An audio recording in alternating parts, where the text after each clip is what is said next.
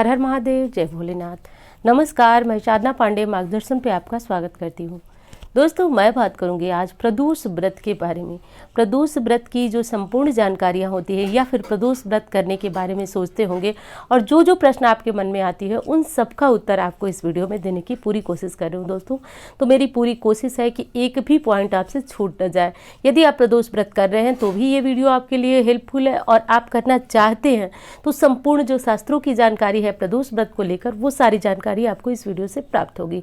तो दोस्तों, वीडियो शुरू करने से पहले एक रिक्वेस्ट है आपसे कि यदि वीडियो आपको अच्छी लग जाती है अंत तक देखने के बाद, क्योंकि देखिए किसी चीज़ के डिसीजन पे आप तभी पहुंच सकते हैं जब आपको पूरा देखना, जब आप उसे पूरा देख सकते हैं। देखें तो पूरी कोशिश कीजिएगा कि वीडियो में अंत तक आप बने रहिएगा, और वीडियो देखने के बाद आपको अच्छी लग जाती है तो एक लाइक ज़रूर कीजिएगा और चैनल को सब्सक्राइब करके मार्गदर्शन परिवार का हिस्सा बने। दोस्तों, प्रदोष व्रत ऐसा व्रत है जिसे कहा जाता है कि यह व्रत रखने वाले के ऊपर महादेव की पूर्ण दृष्टि होती है, यानी कृपा दृष्टि जो है भक्त पे संपूर्णतया प्राप्त होती है। वैसे तो सोमवार का व्रत ही महादेव का व्रत है, लेकिन प्रदोष व्रत विशेष व्रत बताया जाता है जब किसी कष्ट से आपको मुक्ति पानी हो, कोई ऐसी मनोकामना हो जो आपकी पूर्ण नहीं हो रही है। कई ऐसे कष्ट होते हैं जो आपके पूर्ण नहीं होते हैं, जो आपके समाप्त नहीं होते हैं, तो उन सबसे मुक्ति का शास्त्रों में एक बहुत अच्छा माध्यम बताया गया है प्रदोष व्रत। प्रदोष व्रत जो है कितने करना चाहिए, तो देखिए यदि आप शास्त्रों की बात मानते हैं तो उसमें लिखा गया है कि महादेव की पूजा के लिए गिनती की आवश्यकता नहीं है, लेकिन फिर भी आप व्रत जो है गिनती में करना चाहते हैं तो 21 प्रदोष कर सकते हैं, 31 प्रदोष कर सकते हैं, पूरे वर्ष का प्रदोष कर सकते हैं। लेकिन दोस्तों, मेरा भी यही मानना है कि आप यदि प्रदोष व्रत करना चाहते हैं तो आप कुछ लंबा नियम लें, 2 साल 5 साल इस तरह के नियम लें दोस्तों, क्योंकि कम से कम जो है आप व्रत करते हैं तो हो सकता है कि आपको इसका परिणाम न मिले। लेकिन एक चीज़ ये कहना भी गलत होगा कि आपको इसका परिणाम नहीं मिलेगा, मिलता है, लेकिन आपको वो दूसरे समय पे प्राप्त होता है। लेकिन आप यदि तुल जाते हैं कि आपको किसी कष्ट से मुक्ति के लिए आपको व्रत करना है और तब तक करते हैं जब तक आपको उस समस्या से छुटकारा नहीं मिल पाता है, मिल जाता है, तब वो व्रत जो है सर्वश्रेष्ठ हो जाता है। निश्चित रूप से देवादिदेव महादेव आपकी कामना पूर्ण करते हैं। तो आपको कोई भी व्रत रखना है प्रदोष का या फिर कोई भी व्रत, तो थोड़ा सा लंबा उसका नियम लीजिए, लेकिन फिर भी यदि गिनती में रखना चाहें तो रख सकते हैं। दोस्तों, कितने व्रत करें ये तो बताया मैंने, कब शुरू करें ये जान लीजिए। देखिए, प्रदोष शुरू करने का जो सबसे अच्छा और उत्तम माह बताया गया है वो है सावन माह। सावन माह से प्रदोष शुरू करने से विशेष कृपा होती है महादेव की, लेकिन सावन किसी तरह से चला गया तो ऐसा नहीं है कि आप अन्य महीनों में प्रदोष का व्रत प्रारंभ नहीं कर सकते। तो आप कर सकते हैं मार्गशीर्ष यानी अगहन के महीने में, बैसाख के महीने में, ये भी विशेष महीने हैं। लेकिन एक चीज़ आप समझिए, जब आपकी इच्छा हो तो प्रदोष व्रत आप प्रारंभ कर सकते हैं। बस एक चीज़ का ध्यान रखिएगा कि जैसे खर मास, मल मास, ये सारी चीज़ें न लगी हों। बाकी आप इस व्रत को कभी भी शुरू कर सकते हैं। विशेष जो पावन महीने थे जिनमें व्रत शुरू करने से विशेष लाभ होता है वो मैंने आपको बता दिया। दोस्तों, प्रदोष व्रत की महत्ता इतनी बताई गई है कि कहा जाता है कि संध्या काल में जो भी भक्त प्रदोष का व्रत धारण करके महादेव की विधि विधान से पूजा कर लेता है, वो समझिए कि 33 कोटि योनियों में सबसे श्रेष्ठ जो होता है वो कहा जाता है। महादेव की पूजा आराधना करने वाले जो भक्त होते हैं उनके ऊपर महादेव की विशेष कृपा रहती है, लेकिन जो प्रदोष व्रतधारी होते हैं उनके ऊपर महादेव की अनन्य जो कृपा दृष्टि होती है वो होती है। शास्त्रों में तो ये भी कहा गया है कि महादेव का वास जो होता है शिवलिंग में होता है प्रदोष के दिन, प्रदोष काल में। इसीलिए इस पूजा का नाम ही है, इस व्रत का नाम ही प्रदोष है, यानी जो दोषों का समन करने वाला व्रत है। तो इस व्रत को आप जो है कर सकते हैं। तो दोस्तों, प्रदोष व्रत का महत्व तो बहुत है, लेकिन मैंने कोशिश की है संक्षिप्त में आपको प्रदोष व्रत की जानकारी देने की। सर्वप्रथम इस व्रत को चंद्रमा ने धारण किया था तो उन्हें क्षय रोग से मुक्ति मिली थी। तो दोस्तों, इस व्रत को करने से आपकी जो भी मनोकामना है वह पूर्ण होती है। अब एक चीज़ और आती है कि अलग अलग मनोकामनाओं के लिए जो अलग अलग दिन में प्रदोष पड़ते हैं तो उन्हें करना चाहिए, या फिर कौन सी मनोकामना के लिए कौन सा प्रदोष करना चाहिए। तो देखिए, बात करते हैं सोमवार से। तो सोमवार के दिन यदि आप प्रदोष पढ़ने वाले प्रदोष से आप प्रदोष व्रत धारण करते हैं तो आपको महादेव की विशेष कृपा प्राप्ति होती है। देखिए, हमारे पास सब कुछ है या फिर कुछ हमें चाहिए नहीं, हम सिर्फ महादेव के अनन्य भक्त बनना चाहते हैं। हम चाहते हैं कि महादेव की कृपा दृष्टि किसी भी स्थिति में हमारे ऊपर हो, तो ऐसे भक्त को सोमवार से प्रदोष का व्रत धारण करना चाहिए। अब मंगलवार का प्रदोष व्रत किसे धारण करना चाहिए, तो मंगलवार का प्रदोष व्रत वो लोग धारण करें जिन्हें भूमि, भवन, वाहन वाहन, ऋण, रोग, रिपु, समझ रहे होंगे आप। इन सारी चीज़ों की यदि समस्या है तो आप मंगलवार का व्रत धारण करें। सामान्य शब्दों में बताऊं कि यदि कोई आपका घर है जो नहीं बिक रहा है, आप बेचना चाहते हैं, कोई आप प्रॉपर्टी खरीदना चाहते हैं, खुद का घर बनवाना चाहते हैं, तो आप मंगलवार का व्रत जो है धारण करें। कोई बहुत ज़्यादा कर्ज हो गया है जो नहीं उतर पा रहा है, आपसे बहुत ज़्यादा कर्ज को लेकर आप टेंशन में है, परेशानी में, तो आपको मंगलवार को पड़ने वाले प्रदोष से प्रदोष का व्रत धारण करना चाहिए। तो मंगल ग्रह यदि कुंडली में कमजोर है, मांगलिक दोष है, तो आपको मंगलवार का प्रदोष धारण करना चाहिए। दोस्तों, जब भी आप दिनों के अनुसार प्रदोष धारण करते हैं तो उसका ये अर्थ नहीं होता है कि सिर्फ आप मंगलवार को प्रदोष व्रत शुरू किए तो सिर्फ मंगलवार को पड़ने वाले प्रदोष का ही आप व्रत रखेंगे, बल्कि उसका नियम ये होता है कि जिस दिन से आपने व्रत धारण किया उस दिन के बाद जो भी तिथि, जो भी दिन होता है उसमें प्रदोष आता है। जैसे कि आपने मंगलवार का प्रदोष धारण किया तो फिर शुक्रवार को प्रदोष आएगा तो भी आप करेंगे, शनिवार को आएगा, रविवार को आएगा, तो हर दिन आपको करना है। बस शुरू करने के दिन जो है वो ध्यान दिया जाता है कि अलग अलग मनोकामनाओं के लिए अलग अलग दिन के प्रदोष बताए गए हैं और उन्हीं दोनों से शुरू कर संकल्प ले महादेव से कहा जाता है। अब बात करते हैं बुधवार का प्रदोष। तो देखिए, बुधवार का प्रदोष जो होता है वो सर्व मंगलकारी होता है, सबके लिए मंगलकारी होता है। तो जैसे कि किसी भी कामना के लिए आप बुधवार के प्रदोष को धारण कर सकते हैं। धन, संपदा, पुत्र, ये सारी समस्याओं का शमन होता है यदि आप बुधवार का प्रदोष धारण करते हैं। तो गुरु प्रदोष व्रत की बात करते हैं कि गुरुवार के पड़ने वाले प्रदोष से यदि आप प्रदोष का व्रत धारण करते हैं तो लक्ष्मी की प्राप्ति होती है, आपका गुरु ग्रह मजबूत होता है। और रही बात ये कि यदि आपकी कुंडली में गुरु ग्रह मजबूत नहीं है तो विवाह जो है विच्छेद हो जाता है, पति पत्नी के बीच संबंध अच्छे नहीं रहते हैं। तो गुरु ग्रह से जो होने वाली हानियां हैं उनसे बचने के लिए भी गुरु प्रदोष धारण किया जाता है। अब बात करते हैं शुक्रवार का प्रदोष। तो शुक्रवार का प्रदोष सर्व सुख के लिए रखा जाता है, विशेषकर सुहागिन महिलाएं अपने सुहाग की लंबी आयु के लिए, सौभाग्यवती बने रहने के लिए, धन की कमी यदि जीवन में आ रही है तो उससे निपटने के लिए। और ये मत समझिएगा कि ये सारी चीज़ें मैं बता रही हूँ तो महादेव की कृपा नहीं रहेगी, सब कृपा होती है उनकी हर व्रत पे, चाहे आप किसी भी दिन का व्रत धारण करें, लेकिन जो विशेष बातें हैं वो ही मैं आपको बता रही हूँ। तो शुक्रवार का प्रदोष जो होता है लक्ष्मी प्राप्ति के लिए, शुक्र ग्रह को मजबूत करने के लिए। शुक्र ग्रह यदि कुंडली में मजबूत होते हैं तो जितनी भौतिक सुख संसाधन की चीज़ें होती हैं, जैसे गाड़ी, बंगला, खुद का घर, अच्छे कपड़े, ज्वेलरी, तो जितनी भी चमक दमक वाली चीज़ें होती हैं वो सारी आपके पास होती हैं। तो शुक्र को मजबूत करने के लिए शुक्रवार का प्रदोष रखा जाता है।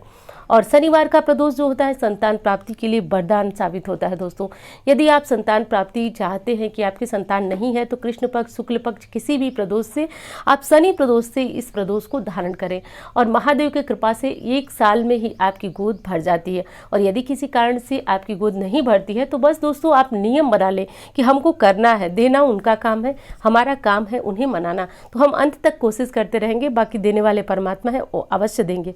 और रही बात मेरे खुद के अनुभव की, तो दोस्तों मैंने देखा है शनि प्रदोष व्रत से बहुत सारे लोगों को लाभ हुआ है और उन्हें संतान की प्राप्ति हुई है। तो पुत्र संतान, पुत्री संतान जो भी चाहिए, आप शनिवार का प्रदोष चाहे शुक्ल पक्ष का चाहे कृष्ण पक्ष आप बस धारण कीजिए। रविवार के प्रदोष की बात करते हैं दोस्तों। तो रविवार का प्रदोष भी हर प्रदोष से कहा जाता है कि मतलब जो सभी प्रदोषों का लाभ होता है वो एक प्रदोष रवि प्रदोष व्रत से प्राप्त होता है। तो रवि प्रदोष व्रत आप समझ गए होंगे कि संपूर्ण जो चीज़ें मैंने गिनवाई वो सारी चीज़ें यदि चाहते हैं तो आप रवि प्रदोष व्रत धारण करें। तो सबसे जो उत्तम होता है वो सोमवार होता है, क्योंकि आप भगवान की भक्ति के लिए प्रदोष धारण करते हैं। तो सारी चीज़ें मैंने आपको बता दी कि किस प्रदोष से आपको कौन से लाभ है। लेकिन एक चीज़ और बताना चाहूँगी कि ऐसा बिल्कुल नहीं है कि रवि प्रदोष व्रत आप धारण करें तो सिर्फ रविवार को पड़ने वाले प्रदोष का ही आप व्रत करेंगे। ये आपका खंडित व्रत होता है, तो भूलकर ऐसी गलती मत कीजिएगा। रवि प्रदोष व्रत से धारण करने के बाद चाहे जिस दिन भी जो प्रदोष आ रहा है आप वो प्रदोष करेंगे। प्रदोष के दिन शुरू में ही यदि आप खुले व्रत रखना चाहते हैं तो आप कह दीजिए कि जब तक मेरे काम पूर्ण नहीं होगा महादेव तब तक मैं आपके शरण में रहूंगी, तो ऐसा बोल दीजिएगा। और यदि आप गिनती के प्रदोष रखना चाहते हैं तो वो भी आप संकल्प लेते समय बोल दीजिएगा।